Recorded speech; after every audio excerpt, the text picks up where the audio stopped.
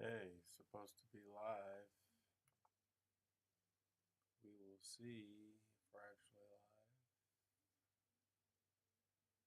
Because I could have swore I had a video that was live this week, and it was a really good video with Joe and I, and the video never showed up, which was really demoralizing.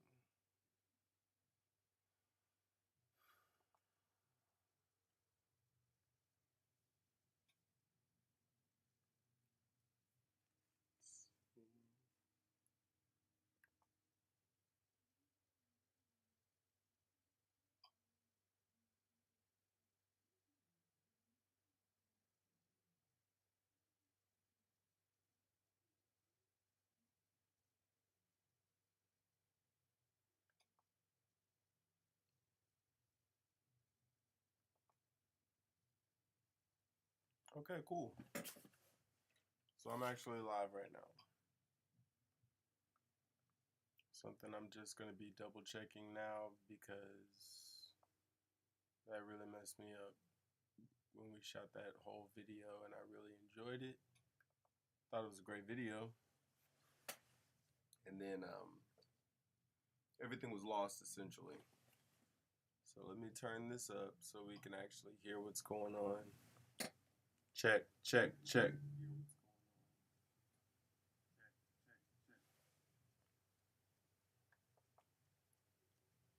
Let's mute this. Check, check. Okay. That's a lot better. So pretty much, I've been having some things go on in the studio, and a lot of it has been sort of difficult to deal with. One of the things I've been dealing with is I've been trying to figure out this live streaming setup, and it has not been nearly as easy as I hoped it would have been. And so now I'm in the process of just figuring out how to make things work. So I'm going to show you some guys. I'm going to show you guys some things. Uh, so I came up with the bright idea because I'm buying a video switcher. But in the meantime, I still have work to do. So I came up with the bright idea of I don't I know I will use a KVM switcher or an HDMI switcher in the meantime. And by me doing this, I will bypass the need of having that um, ATM, uh, what is it, Mini Pro. And so I thought that was super smart. I thought it would be super effective. And it turns out it didn't work. Now, I'm not sure if it was me or what the situation was. All I know is I've been trying to do it. I've been working on it over and over again, and it hasn't been working. And at this point, it's demoralizing to me. Did I go the wrong way? Yeah, I did. I'm working on some stuff for you guys to see. I'm going to share my screen with you guys so that you guys can see what I've been looking into, what I have, and just how it's been going. Oh, that's the wrong one. Instead of a 5-in-1, it's a 3-in-1. I'm trying to be climactic, but it seems very anticlimactic because this is taken first.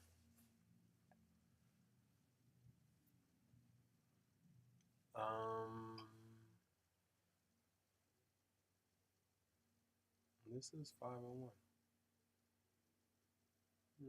When did I buy a 5-in-1? That's interesting.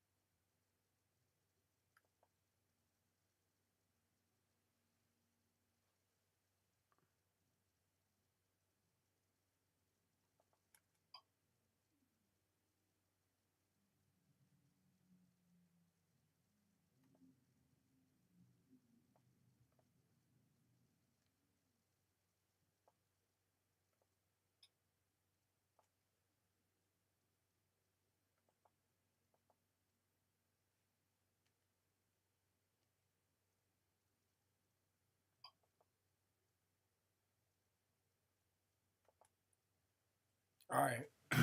That was a long time for you guys to wait for me to say anything. I'm sorry. I apologize. I was just going through this stuff. Okay, let me show you guys this. Check this out. This has been one of the things I've been staring at for a minute now. Okay. We'll do this. Ooh.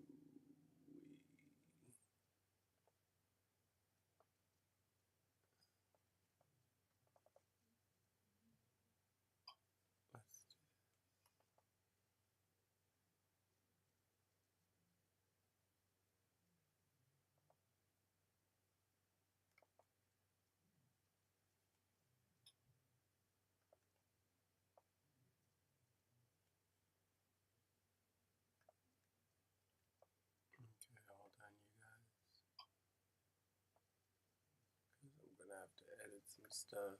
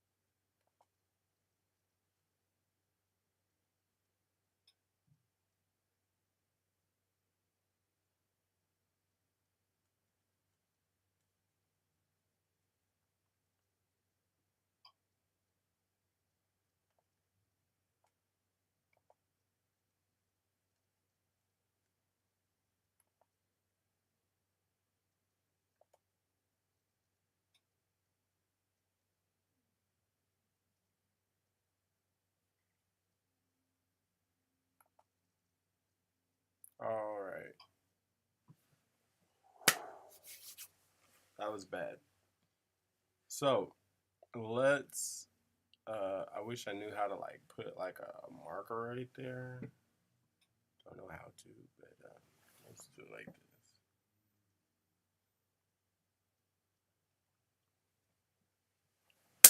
Okay. So going back to what we were looking at. Let's go over here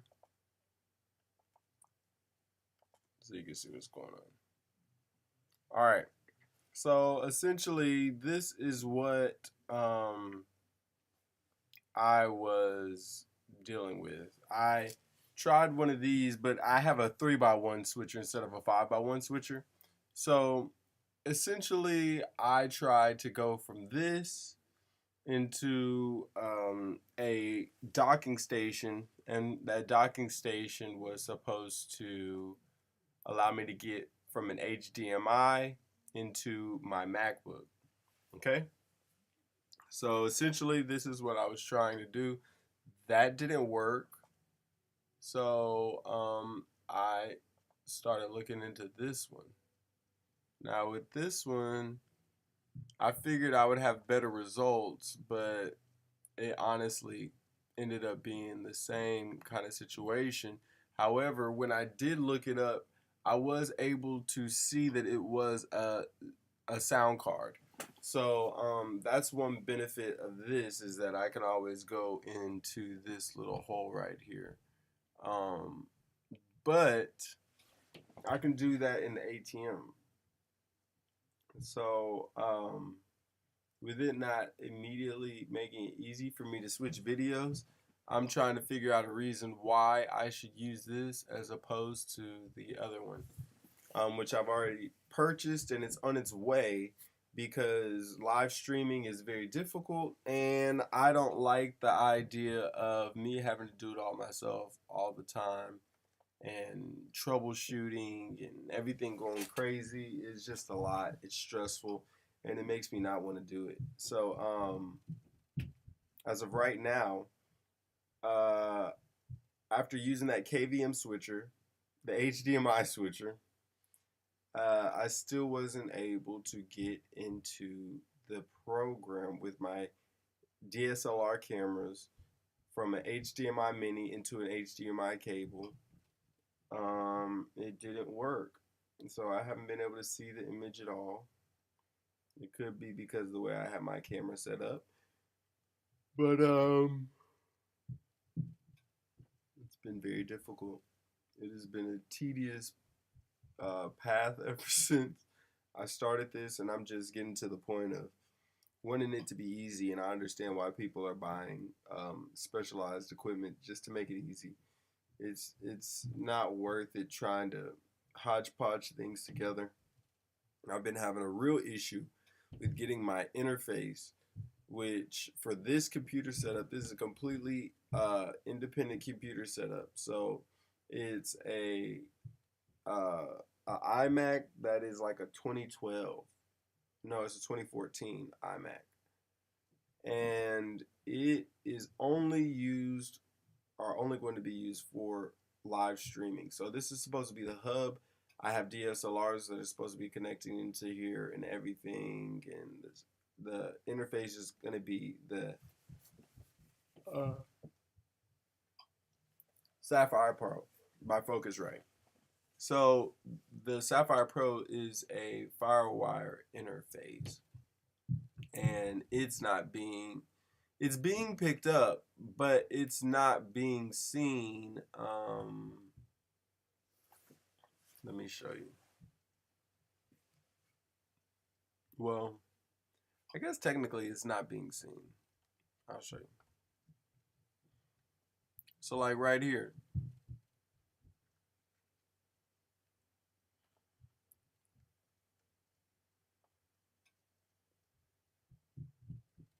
Like right here, this is my input, the only one that's coming in, and this is for my webcam, okay?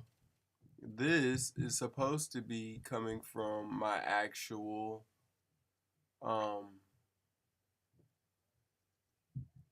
most of these are supposed to be actually coming in from my actual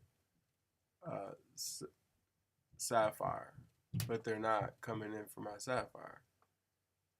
So I don't know what's going on with that. It's sort of weird how it's working. See how it's showing that it's the Sapphire, but there's no sound actually coming from it. And then when I look at how I'm actually mixing through there,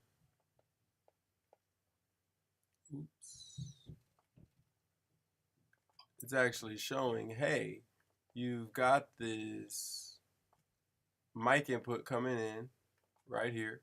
It's coming in, no problem. The issue is it's not going, well, maybe that's the problem, that it's not going to the DAW.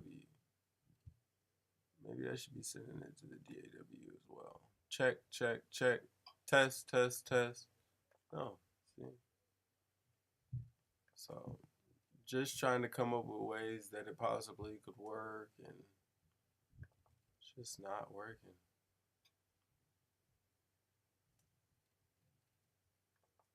So yeah, it's very awkward. I'm not sure what's going on.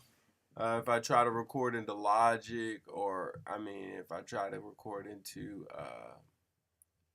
Studio One, it's fine. So I'm not really sure what's going on. I'm really confused by that, and I'm hoping that at some point, you know, I'll find the answer to it. It'd be great if I could figure out all of that stuff before I actually have to pay for this ATM, so I can come up with like a nice way of going around it with things I already own. Because I'm okay with hard switches. I'm okay with my transitions being very fast, hard switches. I'm fine with that, because I don't plan on doing a lot of switches. But the ATM would be great if it can allow me to have better switches, better transitions, and everything is easily accessible. But on that one, I still might have to come out of this Sapphire interface and go in with 3.5 millimeter jacks. And if that's the case, that sort of sucks. But at that point, my question is, what is the difference from the sound going from there with 3.5s as opposed to me going to the KVM switch on the input with that solo 3.5. I'm like, why not just use that? So my whole goal is to get everybody a very nice sound because I'm a musician. So we're going to be playing instruments, recording, and I want all of it to sound good. I don't want to just be recording out of this little microphone on here. They're great microphones for what they are, but I want to use something better. Excuse me. I have a studio full of gear, and I want to use the gear that I have so that I can make everything sound great. So if I'm recording a long session like I typically do, I'll record a whole studio session. Sometimes the recording might stop. If the recording stops at a good point, you're screwed. So I want to have dummy backups. And so this is one of the ways that I will be able to correlate what I'm recording, when I did it, and go back to it to listen to it. So, as of right now, goodness gracious, sort of demoralized, y'all. Not even gonna lie. Not even gonna lie, okay? Gonna try to look at something.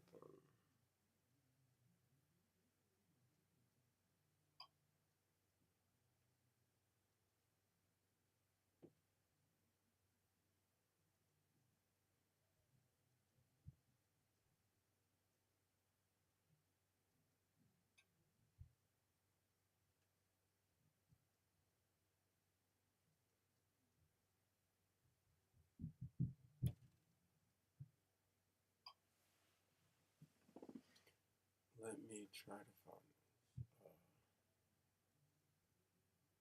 What am I looking for? Oh, I know what I'm looking for now.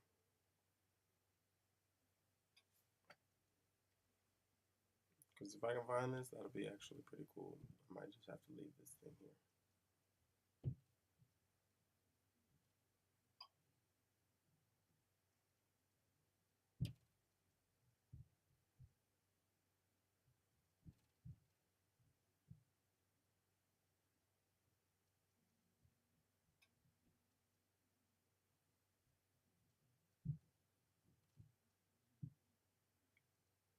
Mm-hmm.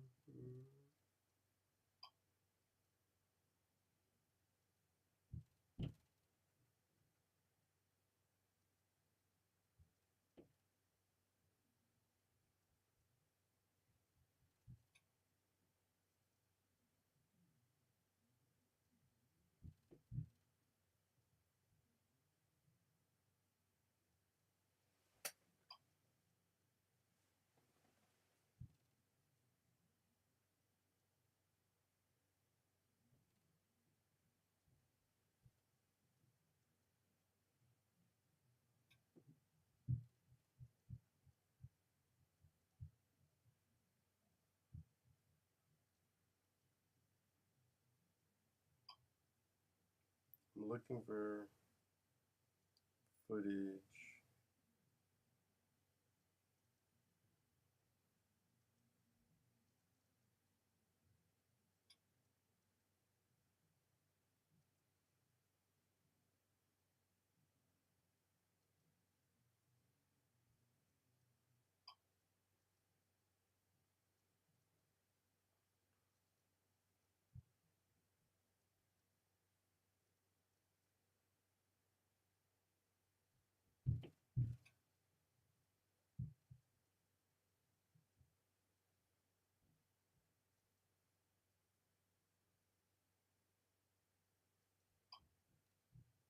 You know what I'm saying? I've been trying to get the high school component. Right. And so now you can still get your credits and stuff like that.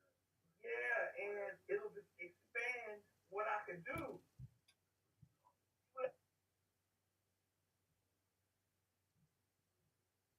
How weird after that.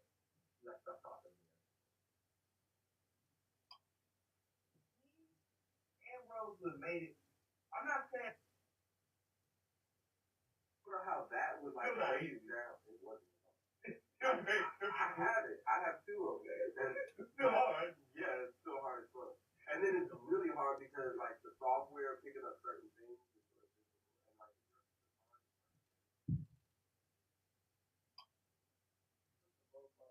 she saw the jacket. First of all, those jackets are fresh as fuck. Now you see Dr. Umar with the jacket. You see a bunch of niggas got the.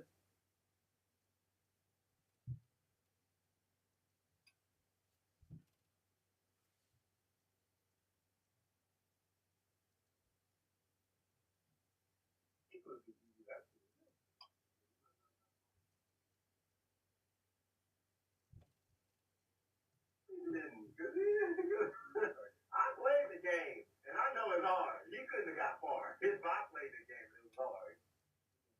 You know what I would do on the game? A lot of times I was just going to the game.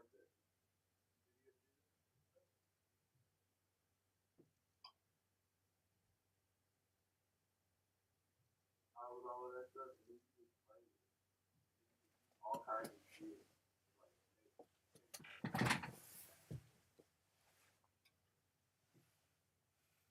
I would just play for hours. And that's like helps you out a lot. Bro, that's how I learned how to solo. Just playing because I wanted to play with a band, but I didn't have a band. So I would just turn that on and I would just go for hours.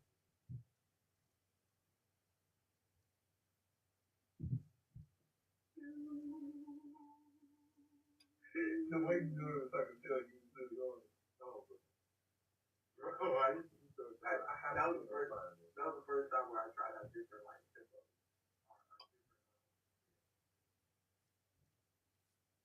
Oh yeah. Oh, bam, bam. What that say? What that say, nigga? What that say? Okay.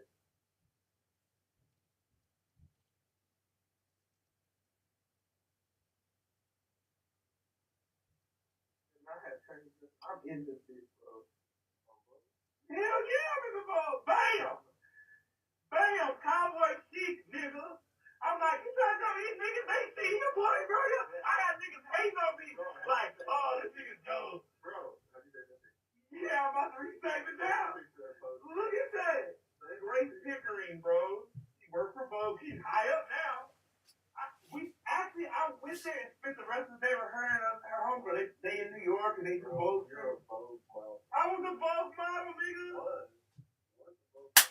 She saw the jacket. First of all, those jackets are fresh as fuck. Now you see Dr. Umar with the jacket. You see a bunch of niggas got to try to get the fuck, but they don't look like that. They don't make that model no more. They make it ugly with these like yellow lines. It's like yellow. That's the original jacket that we sold when we did the Buffalo Soldiers. Well, we sold them for music game. You intended to steal them. Like, he was like, nah, I see Captain Matthews. So I see y'all walk out, and I was like, this jackets look real familiar. But since y'all did such a good job, y'all could. We walked, we rehearsed in the book, in that little hilltop. And we looked at the jackets. That nigga James was like, with these jackets on and walk out there. James, that's why I fuck with him. He just got corrupted with, he let white people corrupt him up too much. Let's be 100.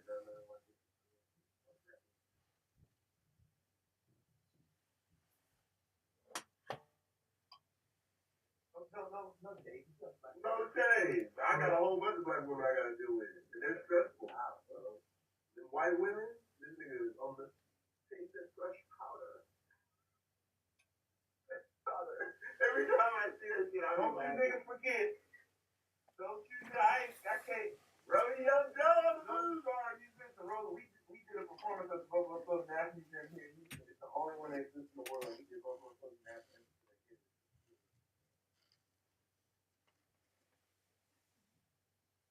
Always be a booth, baby. Me and sex, you know what I'm saying? Stand on booth. Now everybody, bro. Nah, fly the top country with the Mexican food. That's the ball. I have so many receipts. That's crazy, bro. I have timestamps of my shit uploaded. You have timestamps of your shit uploaded. There's no argument. We have our proof. We have just post that shit, bro. That's your post for today. I'm about to post that right now. Hey, before Beyonce made it cool again. Literally. Y'all used to be like these the same people I see. Hey, all y'all niggas been blue. I would put Beyonce.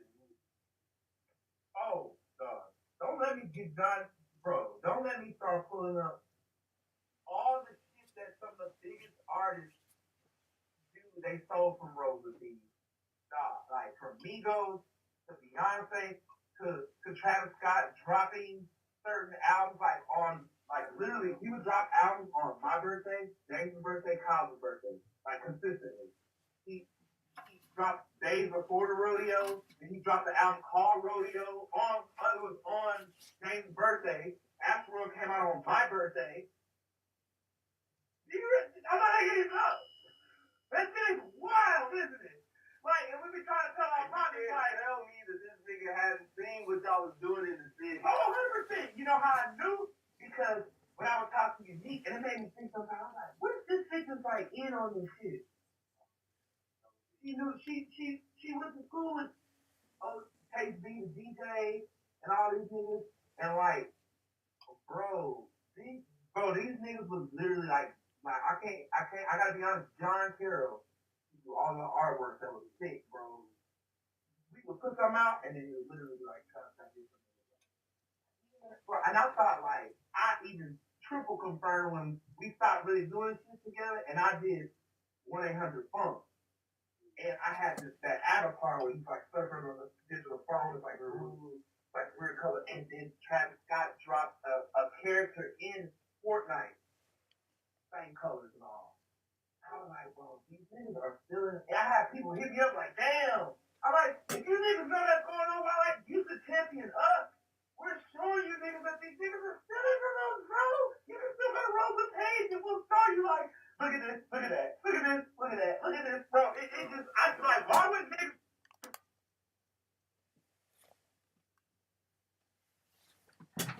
Oh.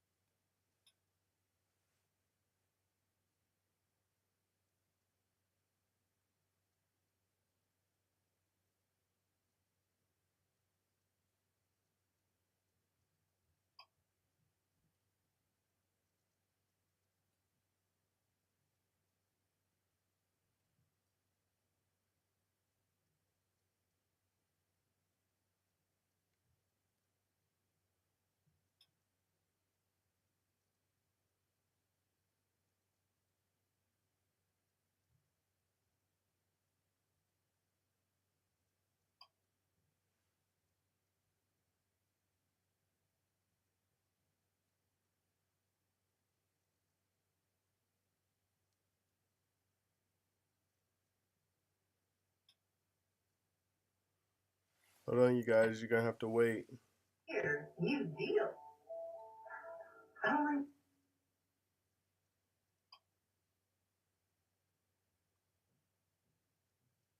No.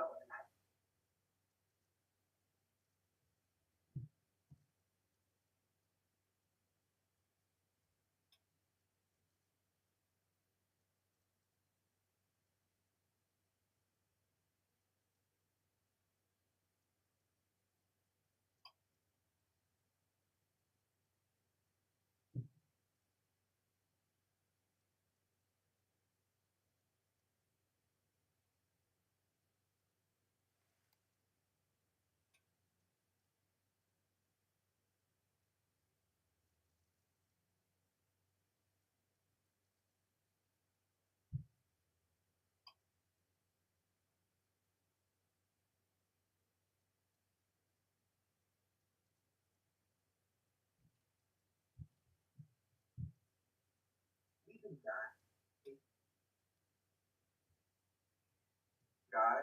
and for him to have somebody that's a good person. And so that's why I'm always like conscientious of way. I'm like, hey, don't be smiling niggas face.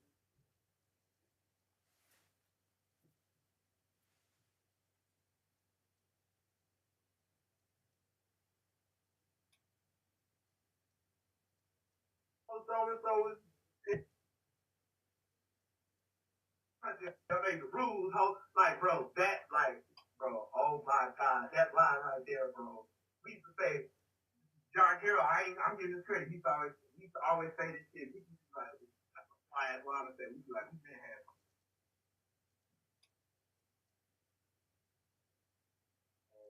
This is episode number 9 of this.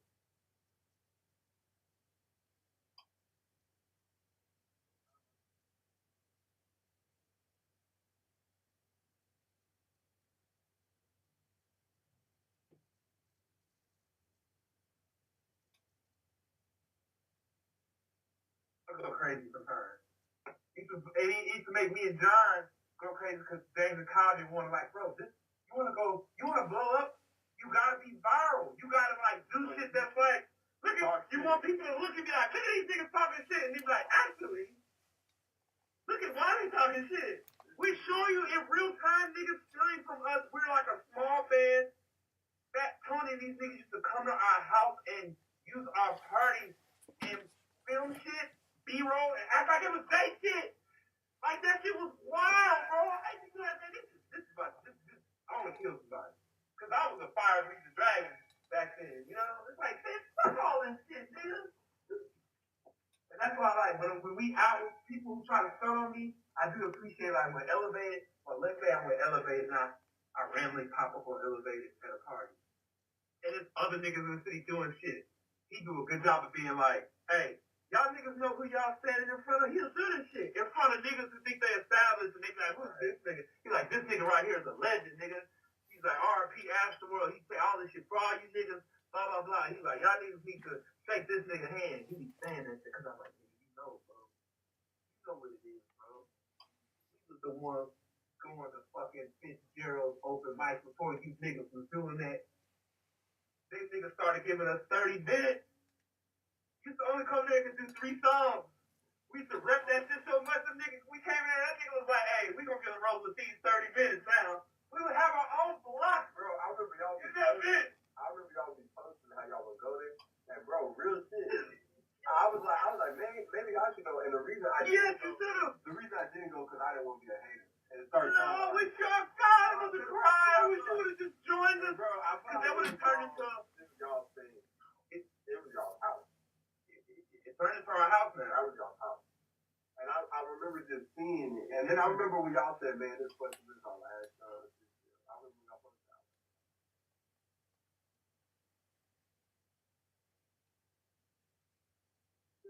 Man, you should go to the oh, yeah, they got good food over there.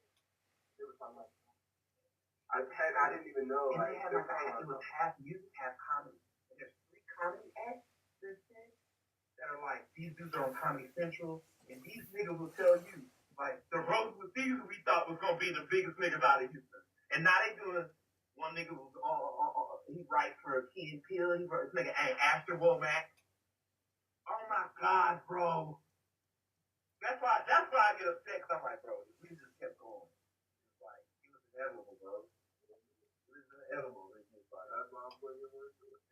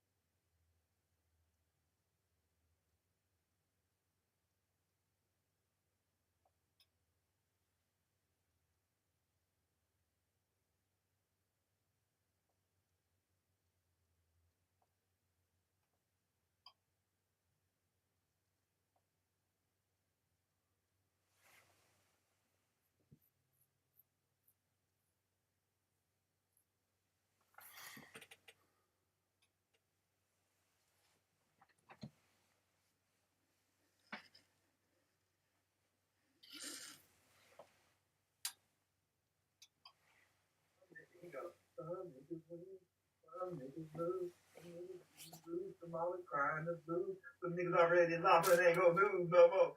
Big shoes, ho, big shoes, ho, shoes ain't paying dues no more. Everything y'all trying to do, I built a school, ho. Now I find a top country, I made the rules, ho. I was saying in my khakis, so Dickies was cool. Like, bro, it's not fly the top country, I made the rules, ho. Like, bro, that, like, bro, oh my God, that line right there, bro.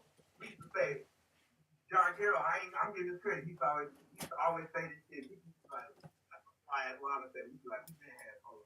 Because we used to rock polo back in high school before polo was cool. College James used to rock the double polos and shit and like different kind of polos and try to get the teddy bear polos because niggas thought that was cool, bro. Like, niggas have always been setting these trends, bro. And niggas know this shit, but why wouldn't the people we fuck with champion us? Hey, damn, niggas shit.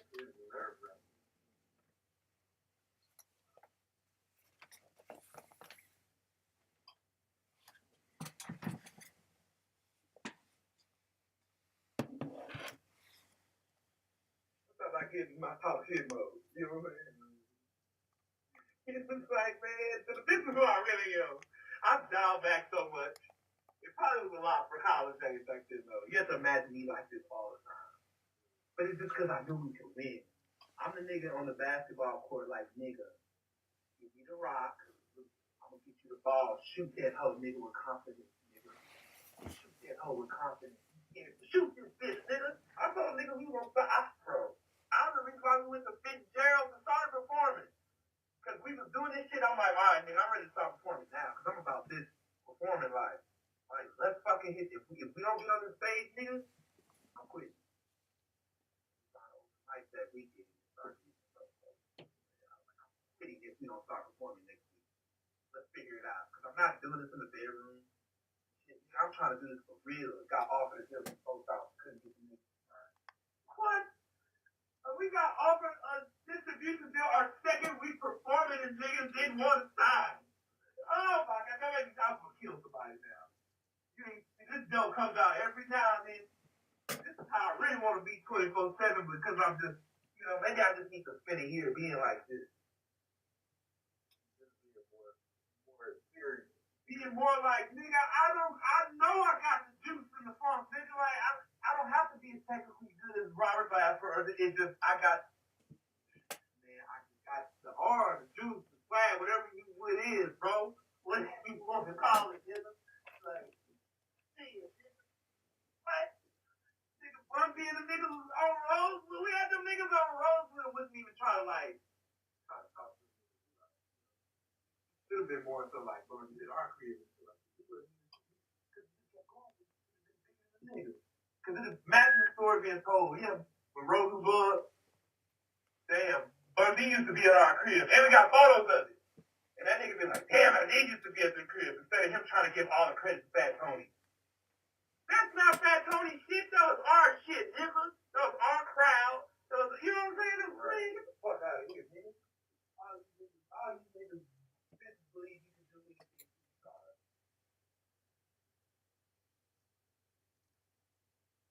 I was in Vogue, nigga. You see? In Vogue. In Vogue, nigga. What you mean, bro? I have me and my partner do. What about best friends? He was hating on me because he has his own fashion line. And he had never got put in no shit like that. He was like, oh, this is a joke. He commented on my picture when I had that. Like, I'm like, damn, this nigga hating on me because the nigga put me in Vogue because your clothing line ain't got put in. They just, bro, you supposed to be the nigga. I didn't even try before. I just walked out there like that. I was like, bro, don't hate on me because of this. Say, ooh, I like the way you look. That's cowboy chic. I coined the term cowboy chic, bitch. You see it? You see it, bro? It's in Vogue, bro. My old bitch was a fashion bitch going to New York Fashion Week. Bro, me and my bitch both was getting put. That's why you need fucked up. That's the only thing that we both had our own kind of like these niggas are cool. People look at us like, damn, like these niggas both are doing dope shit. Cause she got put in Vogue too. For New York, so we both were getting put in magazines and shit like that, and it was just like, oh yeah,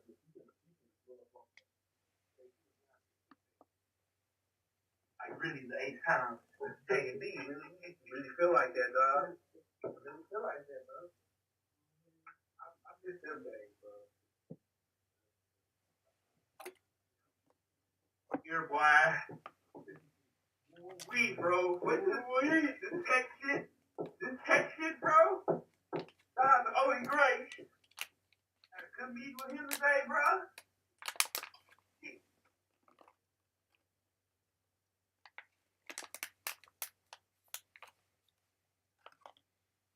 You ever see that shit when he just...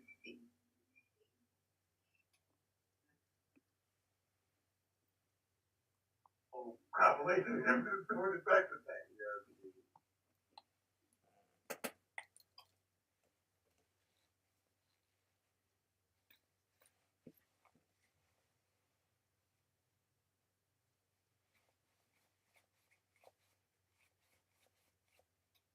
This motherfucking gangster shit. And that's what's crazy. Is like the motherfucking Bangkok shit. There's so many people who are actually creative.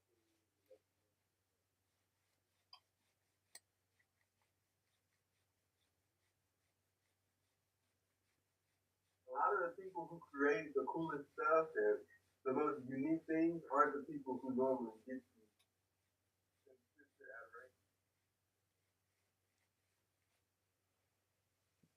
It's normally it's normally other people who are less talented who are more consistent about getting their stuff out. The super talented people, they have other things to do. They have lives to live. They have, like, in order to be a creator, you have to be living life. In order to be a consistent content creator, you have to stop living life in order to like, try something.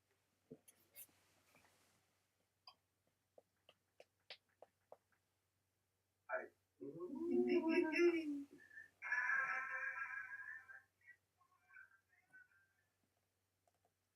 Just let it all out. Hold on, hold on. I'm about to make post. You said you gotta do something slow.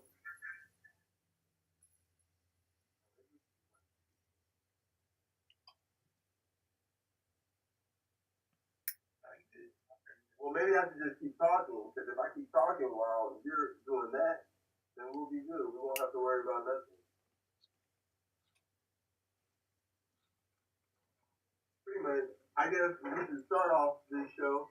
I'm Troy Leonardo, your host, and my co-host, Joe Slaughter. Yo, our Rodeo Joe. It's probably more apropos than we call it Rodeo Joe today, because we were talking about his long-standing legacy in Houston as a creator.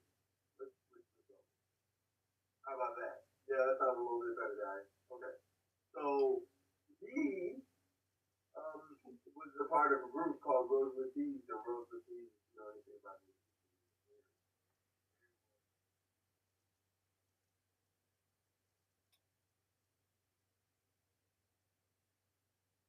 We were just talking about that a little bit at the very beginning.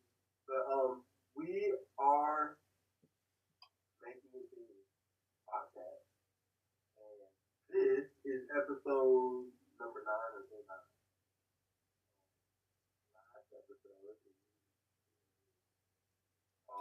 that radio show forming and DJing at book release. You deserve to be rich. You deserve. That's the name of the book if you want to look. I say go buy it at Class Bookstore if you can. But if you can't support Class Bookstore, local owned bookstore, David and Jerry Landry, and over at CSU, you can support Class Bookstore because you can just go and buy it online. There's never a reason not to support a company that you want to support in 2025. Black owned businesses or just minority owned businesses, period. As long as it's a minority that supports all other minorities, but it's just only a minority.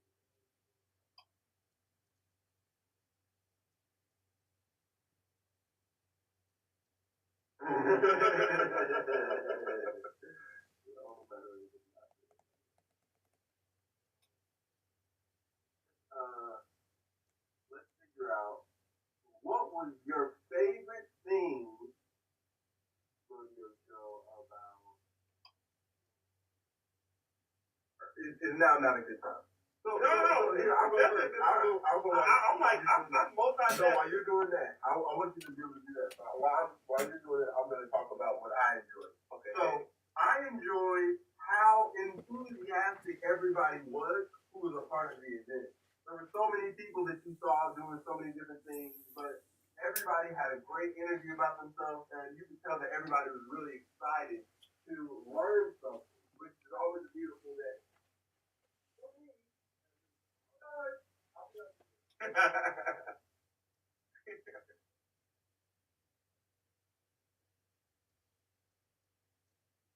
have a hashtag rodeo for Vogue. You know what I'm saying? Like, bro, y'all boys don't even know, why?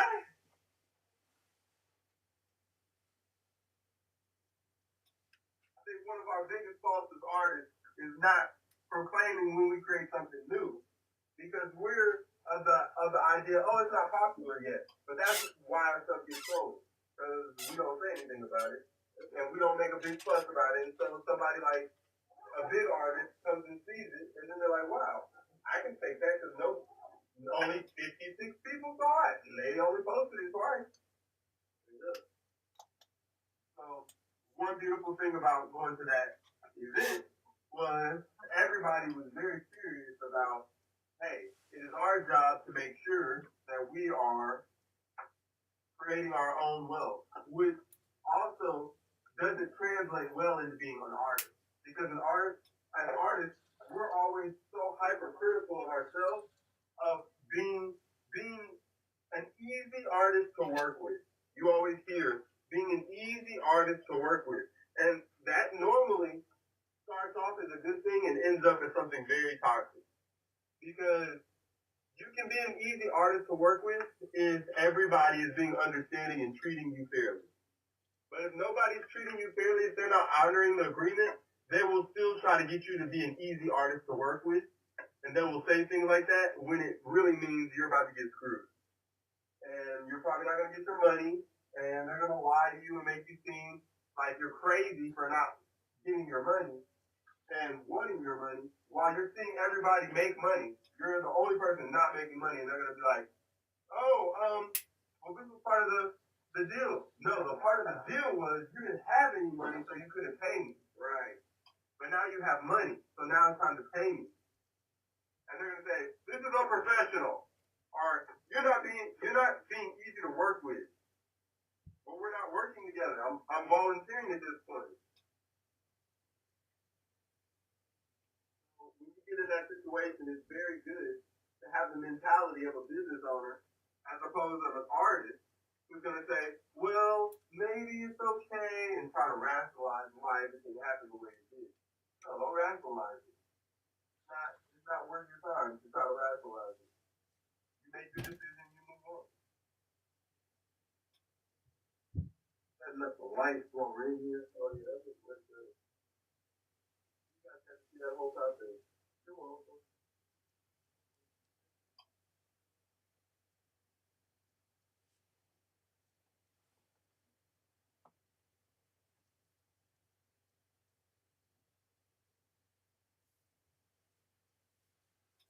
Troy and his efforts to make everything look so good, you know? Oh, yeah. And it's only going to get better. We have better. It gets better every time. Look at the lighting. It looks nice in here. Yeah, man. We're working on it, man. We're trying to be more consistently great. Oh, I'm so sorry, you guys. What? Oh, good. This is a glitch in the matrix. Okay, you asked the question. What? You said, what did I like most about it? Oh, yeah. What was your favorite thing about the event that you just had for Earn Your Legion? Okay, honestly, the favorite thing, I don't know if this is a thing. I might have two things. But really just being able to work with you and David and Derek, and everything kind of came through people I have relationships with. You know, because they could have easily just called up anybody in the city who's doing this and doing that, but it's a testament to your relationships with people will work. Hey, if you always show up for somebody, and then when an opportunity comes to them, they say, well, you've been consistent. Why am I going to call this person up? Because they would never do this to me. I'm going to just, look, why would we not put on show? You would sort of get a jerk at that point. Yeah, it's like, and that has happened to me a lot in my life. Like, I consistently help somebody, and then when a big opportunity comes, they're like, well, I'm going to go spend this money on this. Maybe they don't even want to pay me. Sometimes I do it for free. You know what I'm saying? Sometimes I'm doing it for free, just out of love. And it's like, oh, let me go. Now that I kind of got the eyes on me, let me go hire this other person or pay them. So now I'm going to actually find some money for somebody. And who I deem more important because they're charging me as opposed to my friends who I know who won't charge me. And it's just like, I remember when I was younger, I was talking to this one girl, and she didn't want to date me. And she was like, well, you're not mature. She said something along the lines of, you're not the kind of guy that I want. Maybe later you will be the guy that I want. And I was like, well, how can I ever figure out how to be the kind of guy that you want if you're not willing to be with me to help me turn into that guy? You're just hoping that one day I just magically do it. And I was like, that's the problem with y'all's generation. I remember this like in middle school. I was like, y'all want these perfect guys, but you're not willing to do the work to help them to be the perfect guy. How do they know how to be the perfect guy unless you're willing to teach?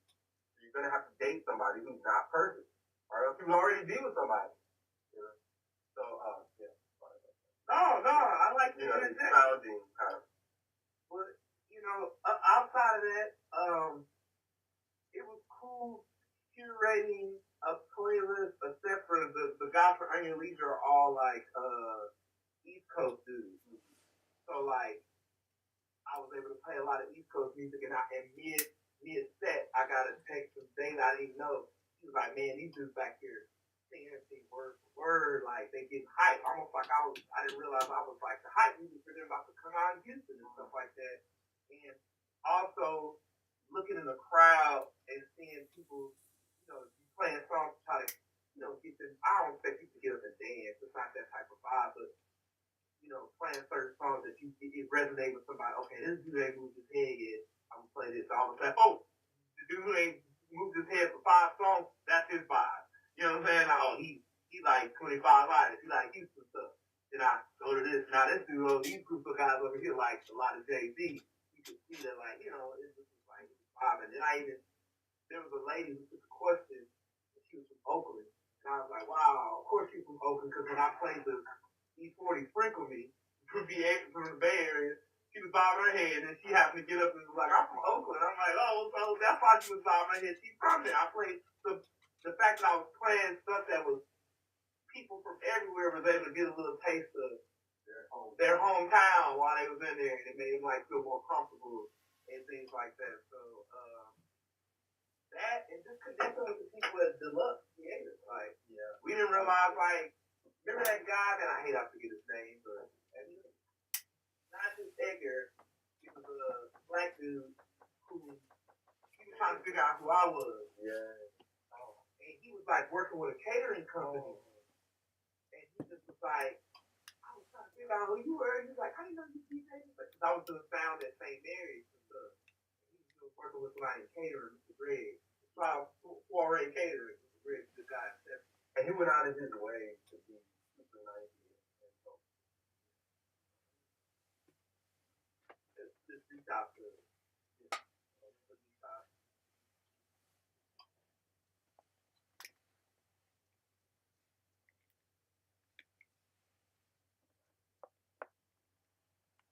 big part, whatever, making it big, the movement, Here's one of our first wins. Now we about to possibly do some shows now. So some of the songs we create, we're gonna get these sets ready to perform at some places, organically. Blendescent. I like that word. I don't know it needs to be. I just use it because I like it, and I don't think it is a word. Blendescent venue, like they have over there. It's a really beautiful venue. And I was saying how there was a point in time when we did Sister Failure, I would always be looking for venues that were really cool venues that didn't normally have music. And I was looking at theaters like that were sort of closed down. Back when I was looking at it, it was a rehabbing theater. And I just remember seeing how many theaters in Houston were like that and just being so sad. But yeah, I was so happy to go in there and see how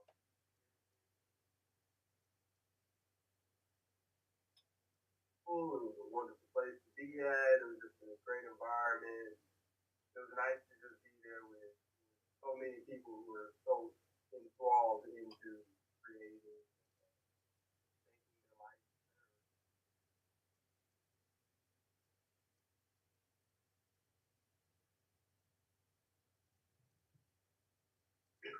better.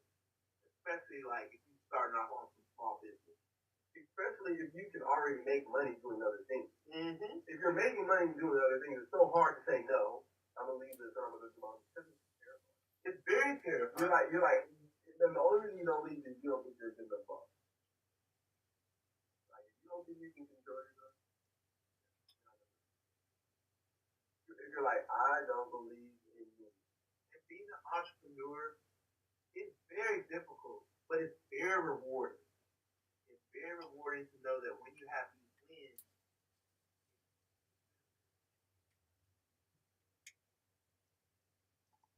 actually, I didn't. Actually, I did this, and it wasn't for another company. It's like something you thought of, or something I thought of. Right. This isn't me just believing in somebody else's thing. Yeah. This is me believing in my thing myself. You know what I'm saying?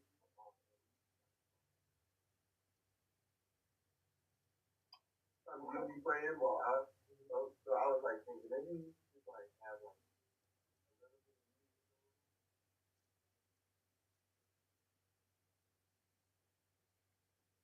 all the entrepreneurs out there. You know what I'm saying? Please don't give up. Stick to your plan. If you don't have a plan, write a plan down. You know what I'm saying? I started a business and I really didn't have a plan.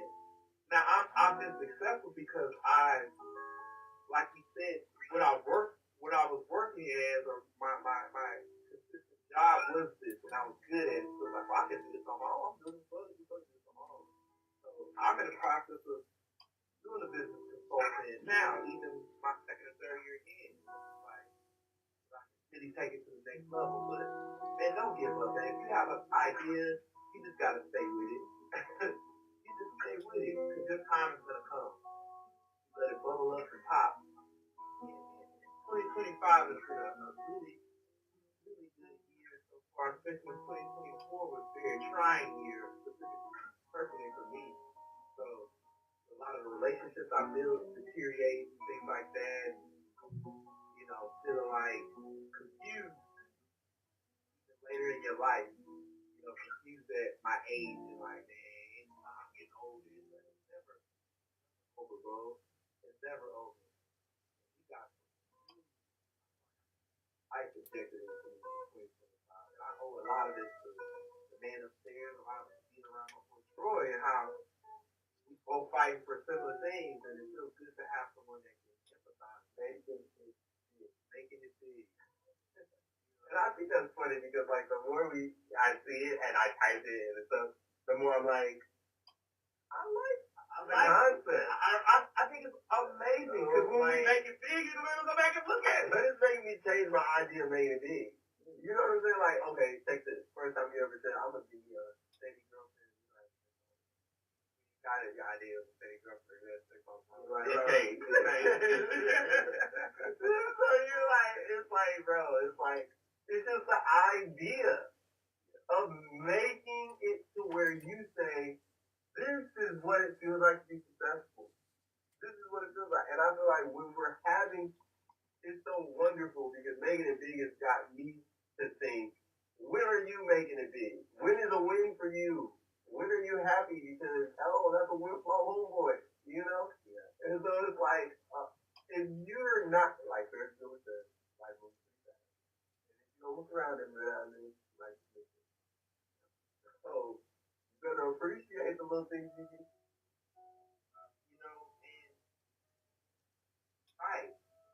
I think I was saying I had a conversation maybe a week ago with my partner. How to make it because we have so much art that we need to get out in the world. And I was like, man, the music stuff, and he was like, bro, aren't you booked for 2025? Aren't you booked for Earn Your Legion? And it's like God puts things right in front of you, and you so focused on something else, and it's like, well, he just gave you a win right there, and you're not happy about that, you know? So I had to stop and say, you know what? And us working together and making an impact on people, and then wanting to bring us to do more stuff. So there's another platform that is coming up soon that we're going to be able to showcase our talent. So, you know, those who are following along, if you stumble upon these videos, you know, you'll be able to make it big too in your own way. And making it big is, you know, success is how you, whatever you define it as, you know. It doesn't have to be like, oh, I'm as big as Michael Jackson. You know what I'm saying? It's just, hey, maybe our success this year was consistently put out content. You know what I'm saying? In that case, we already winning. And that is one of our goals, to be more consistent with putting out content. And we're actually doing it. And it's actually making us feel good as opposed to like just seeing people put content out and being like, man, bro, we're doing it right now. For a long time, we were like bananas. Yeah. And it's like, you buy a banana, you say, it's a good thing. And then next thing you know, it's just sitting on the countertop. You didn't want to eat it. And next thing you know, it's brown. And the next thing you know, it's just busted open and nasty. You want to throw it away. I feel like as artists, we're watching ourselves. Is this another brown spot coming? And we're watching other bananas go into fucking banana puddings and all this stuff. And we're like, hey, I want to go. I want to go be in the...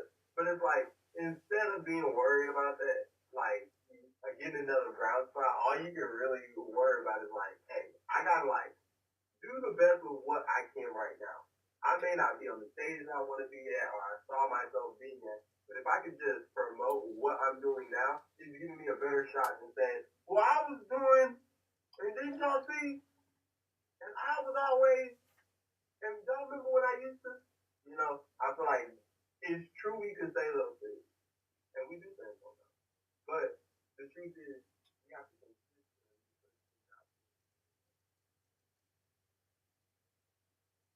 and I mean, the same goes for ESPN. They show the same thing 25 times. I remember my grandfather used to watch it. This is my grandfather, this is whoever. He passed away a long while ago. But he used to always watch it.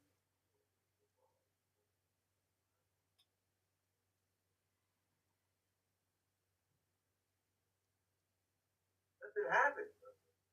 And you watching the thing like you didn't just watch the over and over and over. It's the same thing all day.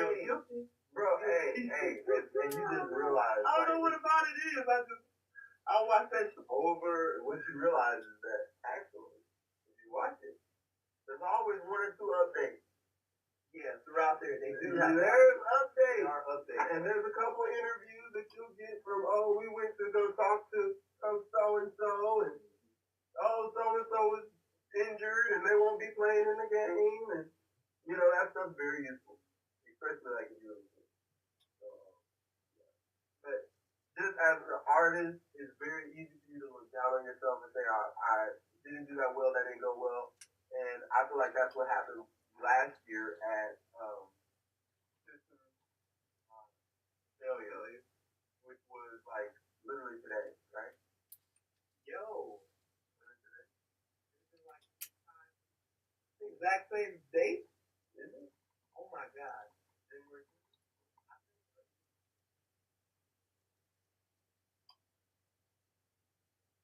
I know we right by the end, right there, bro. And I know we used to be working our ass off. We were in here practicing, and this room is so different compared to what it was a year ago. The momentum I feel now is more like,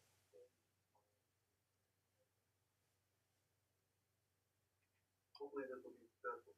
And I just wish we were doing more of this doing this because that's what it's about now. Yeah. Because we were doing much more consistent. Yeah, I was watching know, it's kind of crazy this day and age. I know I'm not the only one to do this. There's like not a second. I actually get in the car more often and like sometimes I'm in silence. So like there's times in the day where I will go straight from one thing to the next. Like, okay, let's say I was watching something on my computer. I get up from my computer and I instantly go back to my phone because as I'm walking, I have to be playing a podcast. Now I'm listening to a podcast as I go to the restroom, brush my teeth, and I'm going upstairs to cook. And I get done with that, I go back to my computer and go back to where I was. It's like I'm always tapped in now. So I was watching, I'm watching a little interview with Donnell Rollins on Club Shay Shay. Shay. Still. That boy Shannon Sharp. Shout out to Shannon Sharp. But Donnell Rollins was talking about how, like, he had the Comedy Cellar with Dave Chappelle and how, like, how you get on back then as opposed to now. It's like, it's more so how consistent you are with putting out content as opposed to how good you are. It's just like, it's just the name of the game. It's like, you adapt. It ain't like it is no more. You gotta adapt. And people are winning that are constantly putting things out. And that's what we're doing. For Mr. Beast, all these followers, he said for a whole year and a half, almost 2 years, he would average like 5 viewers on stuff. So if you sit down and be like, ain't nobody looking, Mr. Beast for a year and a half has average 5 viewers on the stuff he was putting out. Like, you just gotta put it out there, bro. You just gotta put it out there. Don't be afraid to put it out there, because people are going to see you grow. Growth in real time. People like seeing you suck. They do. That really is true. People love seeing you suck. And then they like seeing and telling everybody, I saw when they suck. Now look at them on the Super Bowl. Yeah, they suck. And they be proud of that little stuff. Up. You feel me? I even came up. I can't express that like I even came up. You feel me? I'm proud. I'm looking forward to us getting back to. You're about to see us practicing more of the material we have because we have to start getting ready for shows now. We don't want to be that we get that call and then a week or two before we have to start putting our shit together. So a lot of these streams are about to be us playing our music, you know, working on our music, you know. Grow up.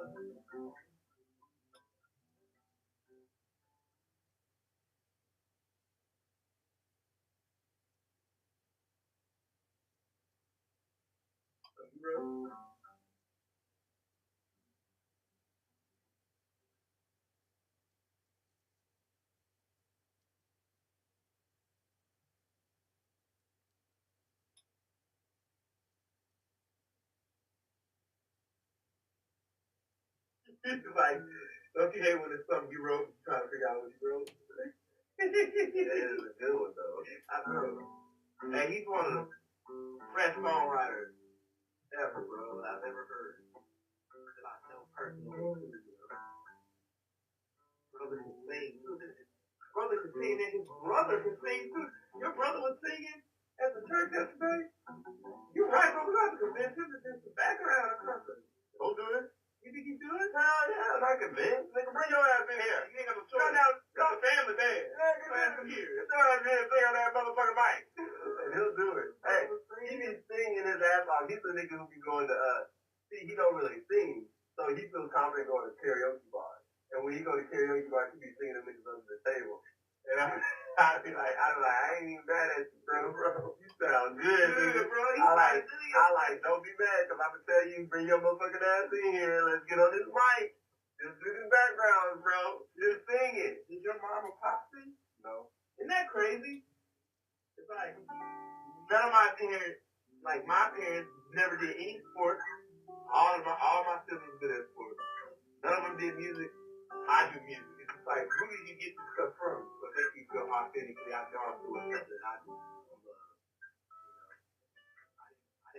my dad to be like, don't hear that? That almost sound like that.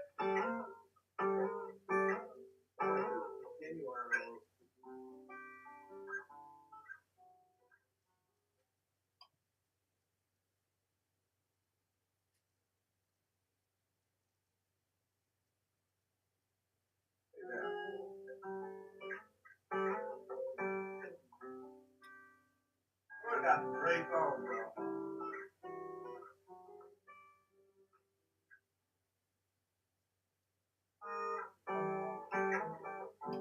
He has some great songs too, so we're gonna start performing more of his songs because he don't never play it.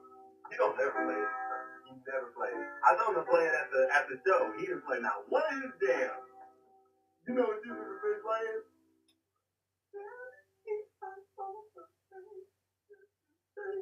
Always believe in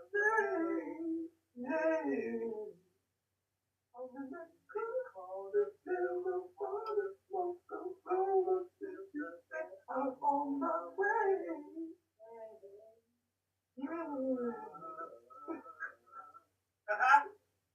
Hey, when I made that, oh shit! Hey, it made me feel good that you know that, dog. Like, you won't say I made you holler, taking the bed, made it holler, Pippin and Robin, made a sign, Holiday Inn, every mile, hey! Straight to the list, on my collar, oh my God, come tomorrow. That shit is so good. Traces of lipstick on my collar, pleasant reminders come tomorrow. That's my one. That's the one, y'all. I gotta keep more of that bag. That was damn. I just, he got a couple of songs and we're like, I just think of them and I don't know what they are. I don't know the words, but that's my town. Cause that's only because we don't perform his song. We gonna perform that one. So we gonna start performing. Cause that one, man, you could have played that one. You could have played that one for sure. That would have been one of them I played before everybody came inside. I should have. But you know, when I was playing, I thought everybody could hear that through the system. So there was no other noise. That's what people were listening for. I would have played all that. What was they gonna do? They were gonna run up there. Who the hell is this? If anything, they were gonna think, man, we under a rock. We don't even.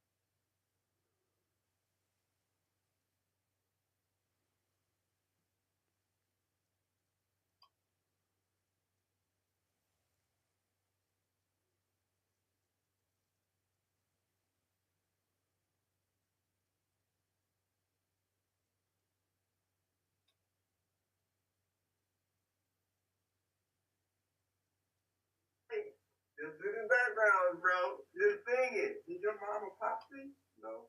Isn't that crazy? It's like,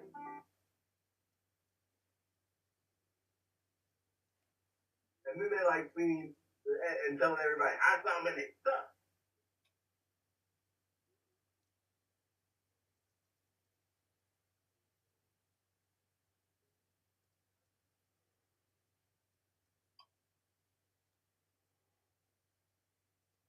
That shit happens. And you watching this.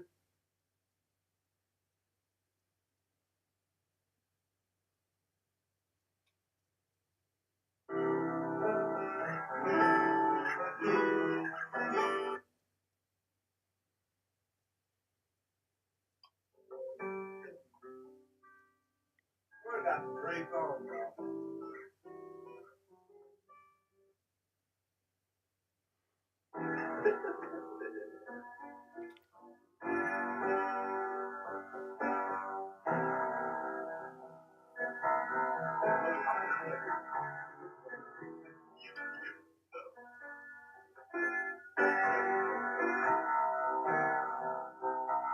Sometimes you guys,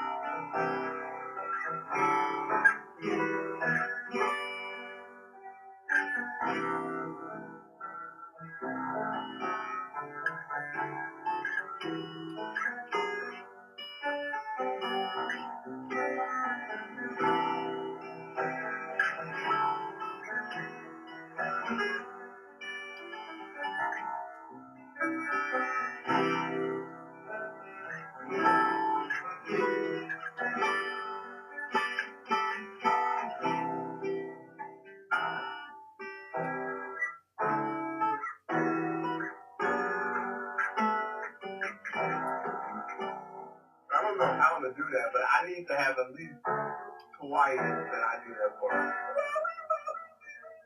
gotta learn the words again. If we change, things will never be the same. No, I'm talking about when you get into this. Things have got a crazy way how they change it today. Niggas breaking it down like this. Yeah. I'm like, oh. Oh, yeah. Yeah. That's how you see it.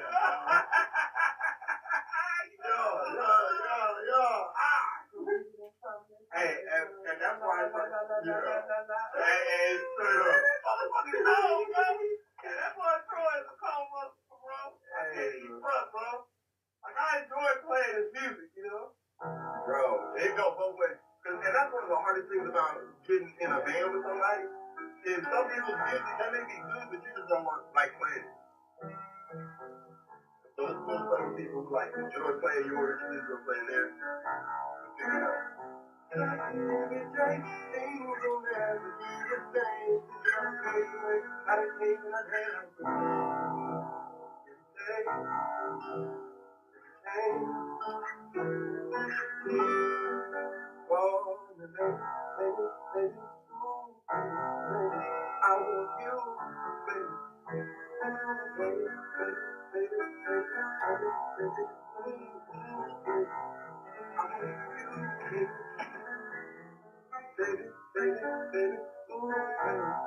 I want you, baby.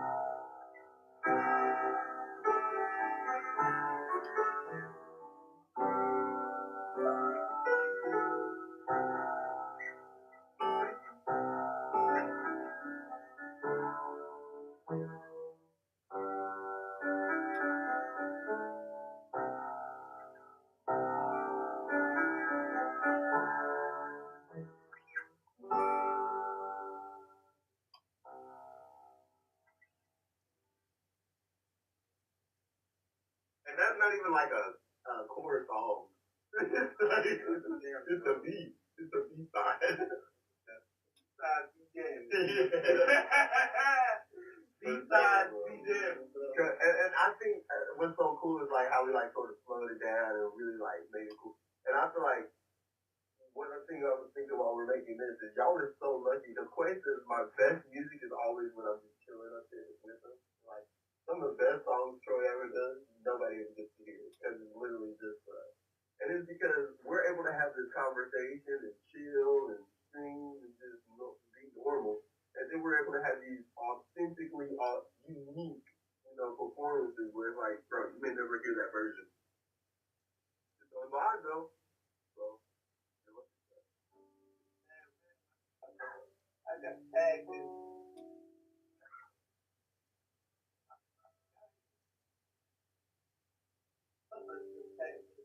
The suffers? Wow.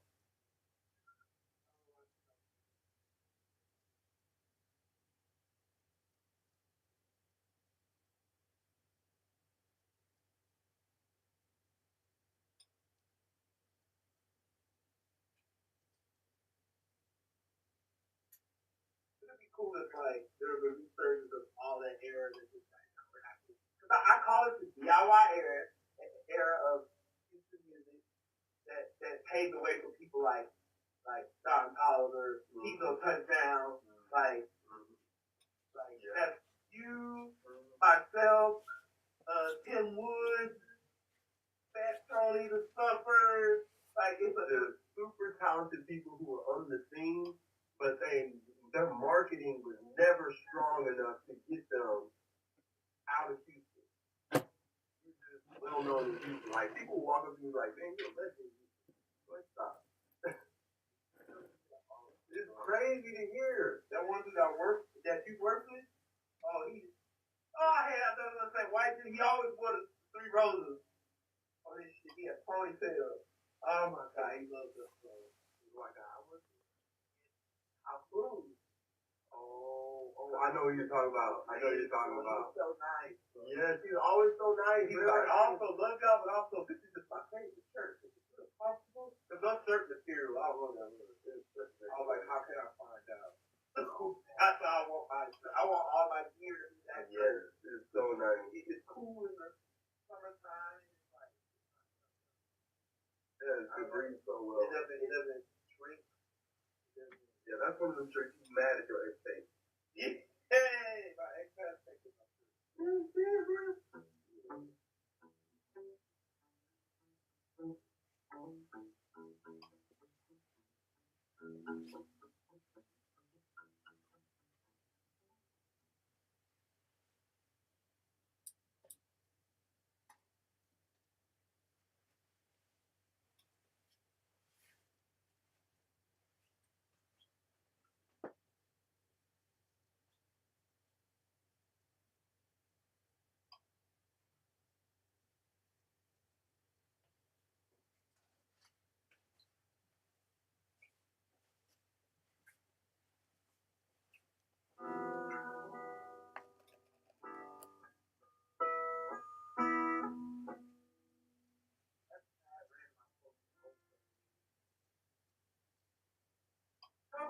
I thought I actually did something and went to like the old roast beef page. And I was like,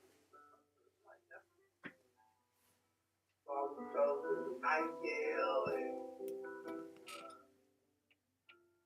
Baron. That's cool. See, that's what I'm trying to get.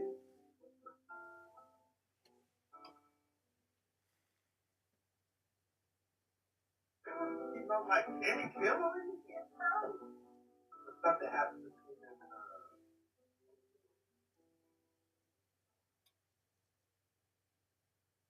Austin. Back then, man, listen. Maybe this is me saying this right now. I'm a spearhead this. I really just believe there needs to be a documentary on that time period. I call it the DIY era. It was just like when everybody was just doing their own shows. All the local bands were like really actors, like these local bands are, it doesn't even seem the same. Like they weren't going as hard. Bro, you're not lying. Walter. You're not lying, Walter, bro. Mango. I'm talking about, it was lines at walk-in pubs and sign-ups, and I'm talking about you wait all night and might not even make it on the list. You don't feel like that no more. Now it's like, I think the problem is people are scared of looking stupid. Or looking like they're not making it. And nobody during that time gave a fuck. Nobody did. We didn't give a shit. We were trying to get on stage and make it, bro. We were trying to learn and get good. I remember I used to go to so many open mics and just... And you were a part of a whole world that, like, I didn't even know existed. Because once I started fucking with, I was like, wait, it's like shit that's going over here that we don't even know about. Like, I'm like, we need to tap into this shit. Like, I'm like, it was lit. Yeah. I was like, who is it? You're from a whole other side of Houston and Houstonians. And I was like, and that's when I reconnected with Rochelle. Remember Rochelle Jimot? Yeah. She grew up in the church. And I'm like, did she over here? I didn't even know she performed. And I was like, wait a second. What you doing? She out here. She out here, bro. And talented. Very talented. Yeah. Very talented. It just was like, damn. And I was like, you want Troy to be like the dude who's over here gifted. And it was weird because I love being with Tiki and like we call the Tiki family, and I love being with them. The only bad thing about being over there was I was the musical entertainment as far as musicians. Yeah. So everybody else put on a track and press play. Yeah, everybody calls themselves a musician. I call you an artist. Yeah. If you don't play an instrument, don't call yourself a musician. Correct. You are an artist. You are a recording artist. But if you play an instrument, you are a musician. I would give you a little leeway. Even if, okay, let's say you were a rapper. If you got up there and like you had a rap while you were doing music, but how many people are doing that? Very rare. But those are musicians as well. If you play anything, if you're playing a harmonica, if you gotta do any of that stuff, if you gotta tap dance while you're singing, that's a musician. You know. You don't understand how this is and do other things. But I mean, I feel like it's hard to say, like, okay, is Michael Jackson a musician? Yes. From what I've seen with like the beatboxing stuff and the way that he's creating music, that is a musician. He does it live on stage, he'll break out the improv. Yeah. And he also can go places. Let me put it like this. Okay. Even in a cappella group, you can be a musician. The pentatonics are musicians. Yeah. Because if your voice can create the whole backing track and everything, you are a musician. You know, because the pentatonics, you can't say they're not a musician. But if it's like James Brown, he's a musician. The way his voice, he adds so much to the track. If you take his voice off the drums, don't sound as good. Like the way that he speaks and talks and hits it is like a drum. So, musician. So it's like, but when you have people who is like, the whole track is created, it's just,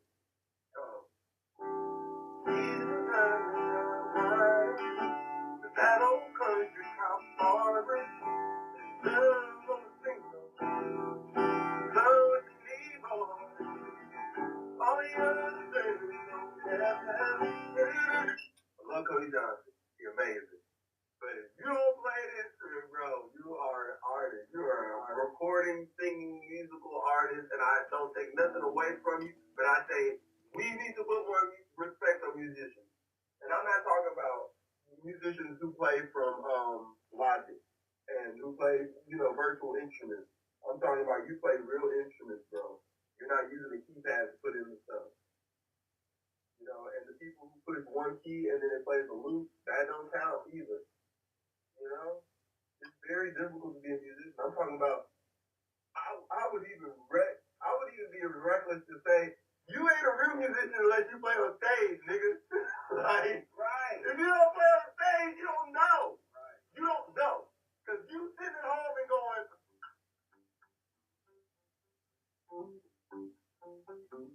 and you being in front of 5,000 people, even 20 people, 100 people. 100 people is considered a successful show. If you're in front of 100 people and you do that, like I just did, well, you better get your confidence right. And then it's another thing to be like how you are, like a solo artist. There's nothing to hide about. There's nothing to hide behind. I'm talking about I gotta plug in my amp, I gotta plug in my pedal. Y'all are watching me plugging all this shit, and then y'all are expecting a real show. There ain't nobody there to be like, dear Lord and God be praised, and today we're gonna come together and we ask you, Father. And this is a prayer in my head real quick. Dear Lord, please watch over me. Keep all this stuff from going wrong and help me to not throw up on stage. Let's go.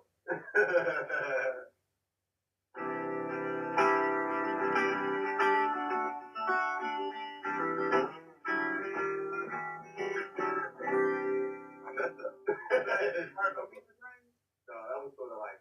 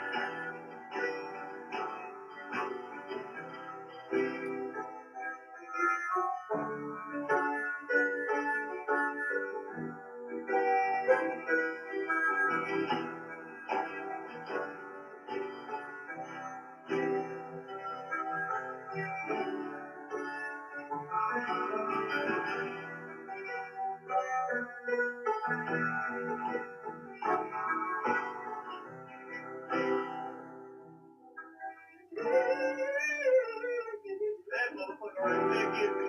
I didn't want to sample that. Yeah, that is so funny. Hey! That is so funny. It's like when you're recording things, you don't think that other people are gonna like it like that. And so it's like when you like it's just it's a little part or two on the end, you know.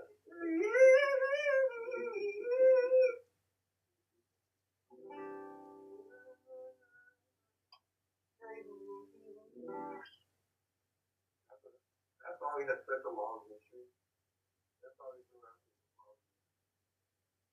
That long ago? Bro, I made that song with my ex. Like, you make a song? I was like, you gotta make a song. But what? She's like, I want you to make a song, and I want it to be like,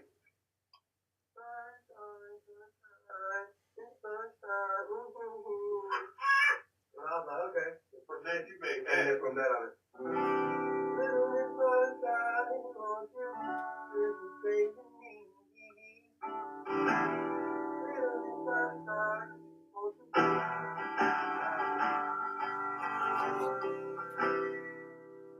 Have my heart at the break today.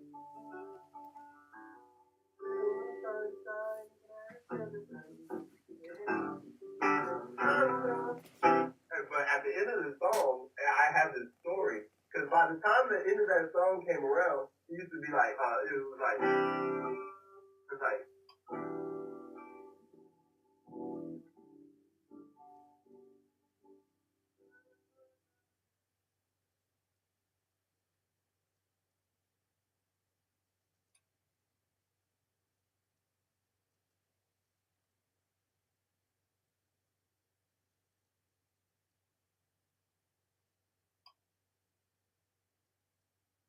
other planet.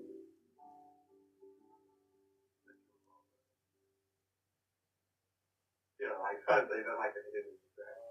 And bro, and the crazy thing is, I recorded that while I was with another girl. And she wanted to hear me play different girl than the one that had coached to make the Yes. song? So I broke up with her, and now I'm with another girl. And then I wrote a song about her. And then after that, I played that song, and I was recording it on the floor. And then, what's the girl you had the box all over the place? So, and then I was playing, and then I did that with her own, but then other things. Honestly, a lot of songs are made because of different relationships. It's like the best music. Like, Yeah. That's why they be like, oh yeah, she's supposed to get a heart broken again so she can make a Hey, and I swear to God, like the last song, and I stopped wanting to make it because I always feel like I get mad. So you know that I don't want to hear sorry. I don't want to hear I died next time. You remember that party? You and that girl stayed out of the moonlight.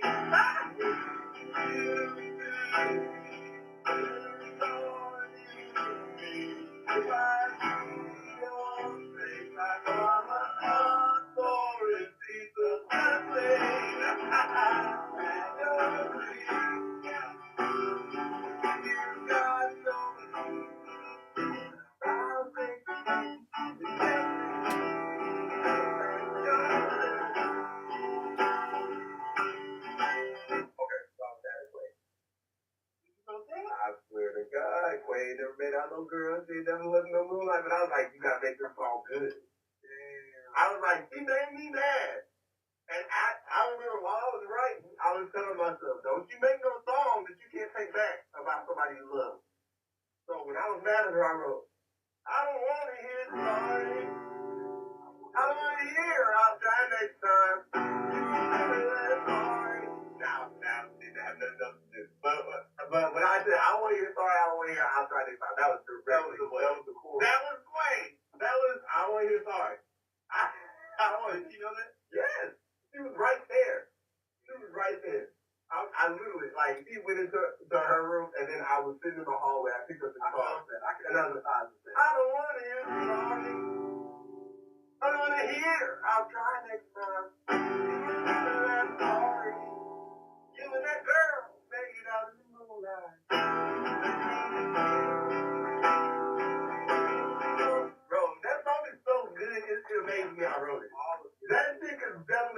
RG. I can see all the lights. Just, you know, they have that potential light. Some take the wrong way. You can't take the wrong way because you're often influenced by this because they're like the 311 from like the white. I can see college girl, white girl singing that. Yes. Like, yes. That being their shit. Bro. Yes. I'm talking about like, I'm talking about mad as hell. So I don't want to hear in the parking lot. I don't want to hear sorry. Like, skirts with their boots.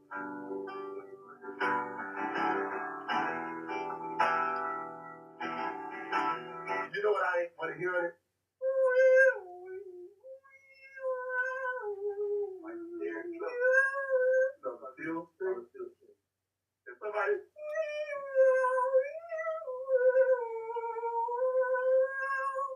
bro, that would sound so good. I know. I saw. I'm gonna make it a point. When we get off this live, Santa Mama asked your help to help me set up. It's time to start these reaction videos to like live. I got too much I watched too much of this shit not to be always before myself. It's actually my content.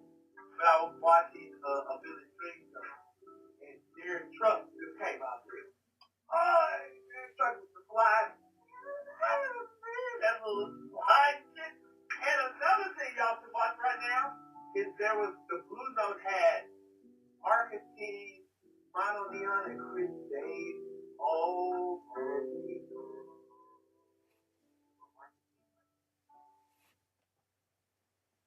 he's cold. He's cold. And his voice has that bouncy thing. He was singing. He did. You know what song he covered? I believe.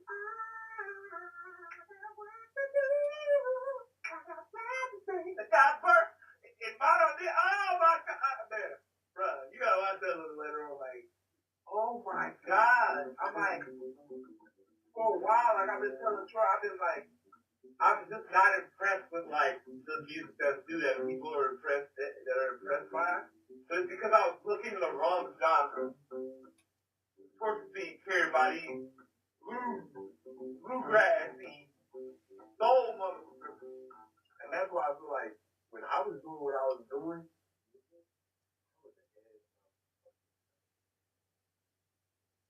I have been ahead of the curve, like the no shoes on, like bro, the things that I do, the incense on the guitar, like bro, the things that I do is like that was the first time I actually this stuff that I've created, I've started doing, but at the same time, it's stuff that like it works with what I like and what I really do. It's me. It's like, bro, I am a barefoot ass nigga. It's your version of Taylor with a cigarette. Yes. It's like that cigarette lasts that long. It's like Jimmy with the cigarette. You know what I'm saying? Yes, they last forever. I be like, that motherfucking cigarette just lit for 7 songs. You're so right. I can't even take the fucking credit for it because it is literally just like what he said. But I mean, it's not. You're so right though. That is literally where it came from. You have credit though because it's like you're doing. It is different. He was inspired by somebody else that was on it. Like some old black artist, lighting houses and probably did some shit like. And I used to like seeing B.B. King or the Albert King. He was just like did shit. Take out a smoking pipe. Oh yes. And then go. Yes. Hey, he looked like a for real 70s dude when he do that. He was looking like something. When I go back to smoking, I'm trying to see if I can. I'm smoking out a pipe, like smoking pipe. Hey, bro, the only bad thing about smoking pipes like that is them things take so much. Yeah. See, I'm not smoking tobacco. Yeah. Maybe I might get into it then. Right now, I ain't smoking right now. Although I did smoke a hookah one time. But that was just because I was a black guy. Yeah. It was at 50-15.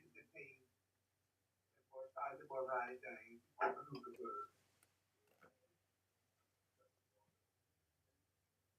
Okay, so I go to the song. You know what you're making me inspire me? This is what I have to do now.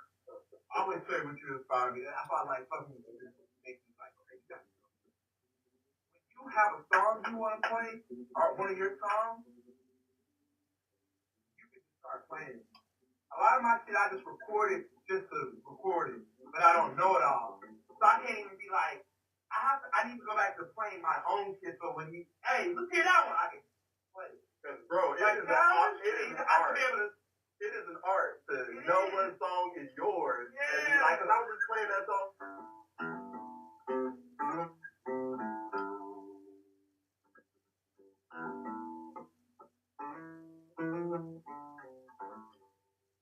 Oh.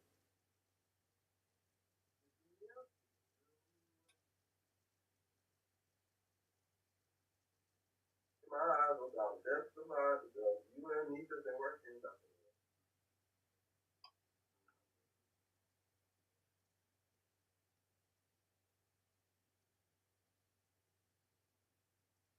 What are the ones that you're gonna pull out and be like, yeah, look what I need? You just gotta learn how backwards. Well, maybe not backwards. I don't know. I have to be able to sing. Yeah. And you gotta remember, because like I've always had trouble with that first track we played.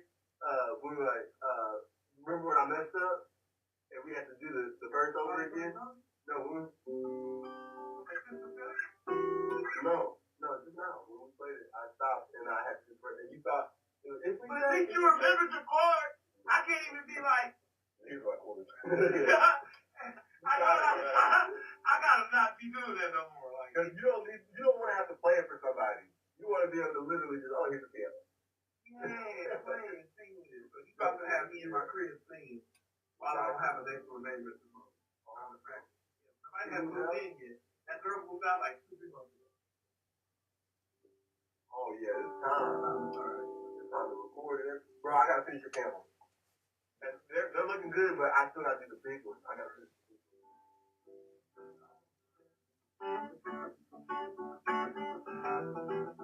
There's no way I should know this.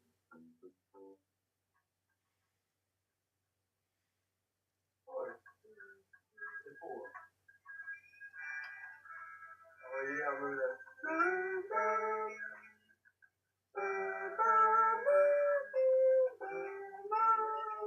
That's how I can see myself performing. There's no way I should know that.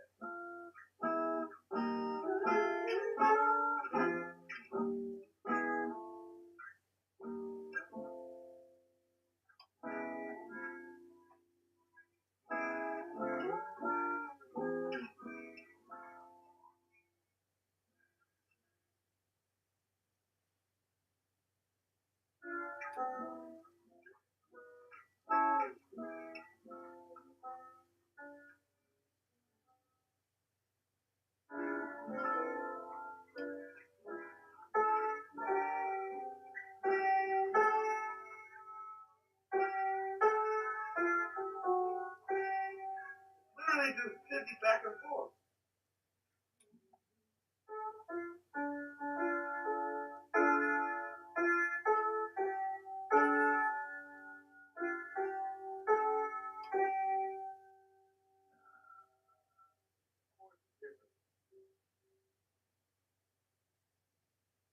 The fact that like that part. Not like there's no way I should like if I put I want to play. It's just your song. It's Stevie Wonder right here. And you're like, play the song.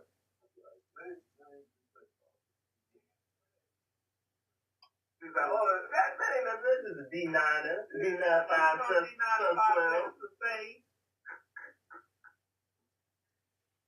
You don't know that? You don't know anything? No. Hey, you can't see. Hey, imagine Stevie telling you that. Yeah, that's the biggest flex. You can't see, niggas can't see. Like, you can't see, but I can't see. You feel me? I mean, you not see, but I can't see. God damn it. You can't see the chords out there.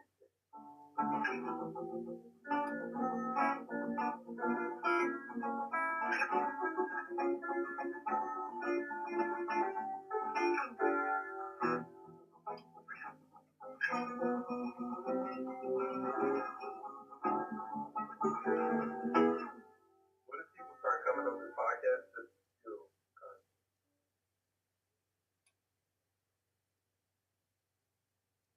I think that's funny.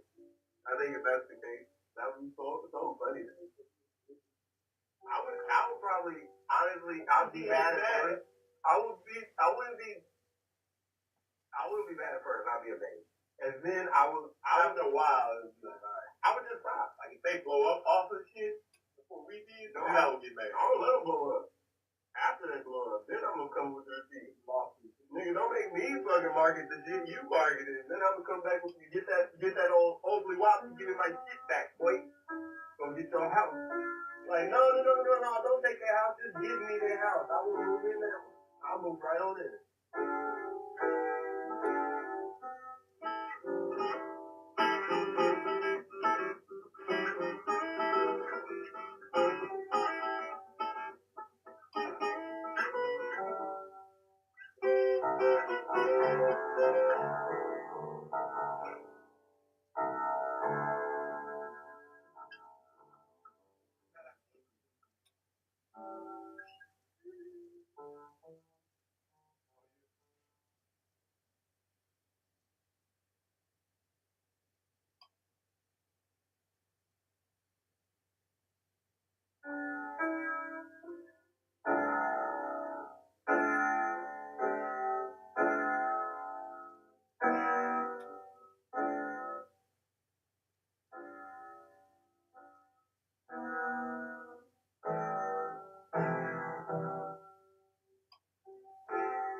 Gonna make me go to the next level. I have to. Like, no way.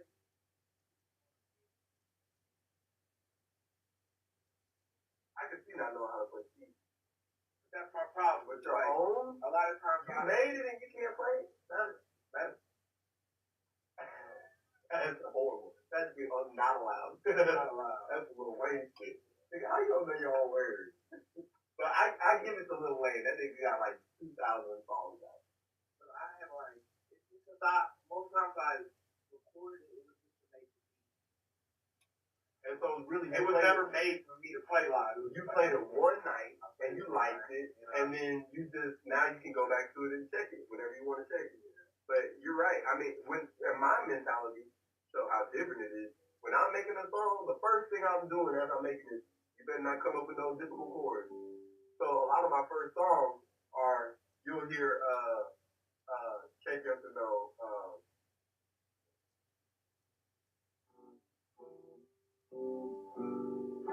Back in school,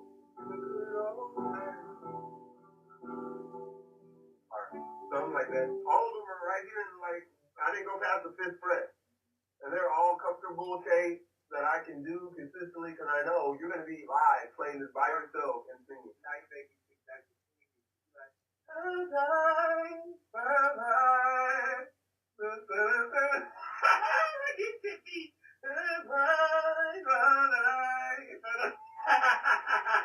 Bro, not even that. Nigga, you gotta play all that.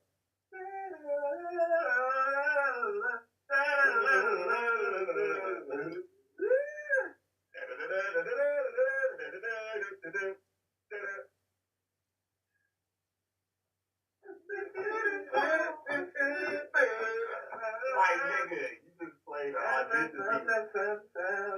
Audacity. And now you're coming with this. And then he switches the tempo and you can feel it. And it feels so good. That track feels so good.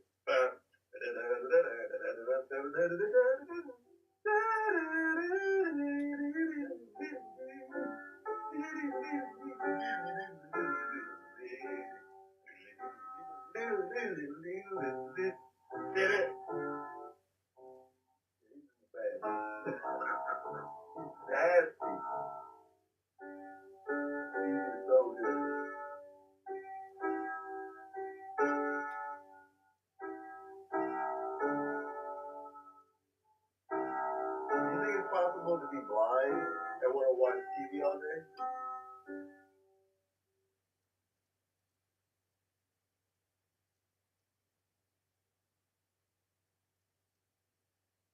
I watch the black and white TV all day, 24/7.